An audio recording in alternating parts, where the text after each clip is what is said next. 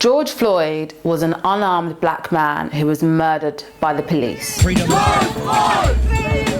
George Floyd! Freedom. His death, along with many others at the hands of police brutality, has sparked uprising across the world in countries such as the UK, Australia, Brazil, Hong Kong, and the United States. Black Lives Matter!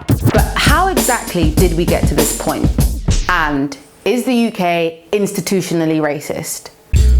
They arrived here as British citizens. Opinions differ about Britain's racial problems. Today, it's about innocent people who are halfway through their protest. The United Kingdom is institutionally racist. There are many forms of racism, from hate speech to violent acts, and all of the subtle ways that different races face discrimination. But we can't address any forms of racism without taking into consideration the context of our past. Britain was fundamental in the development of the slave trade. Our economy, as with much of the Western world, is built on the profits of our colonial past, enslaving, trafficking, and commodifying native communities and their resources. 500 years of protests, marches, bills, campaigns, lobbying, speeches, deaths, and wars later, and we are past the point of living in a society where certain races are legally treated differently. But we are not yet at the point where we are all treated the same. And our experiences in our systems and institutions are sometimes determined by the colour of our skin. This is what we call institutional racism.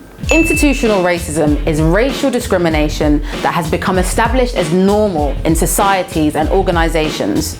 The term was famously used to label the police and many other parts of British society in the 1999 final Macpherson Report, drawn up in response to the racially motivated murder of Stephen Lawrence. A violent racist attack that was over in 20 seconds. So, how do we solve a problem like institutional racism?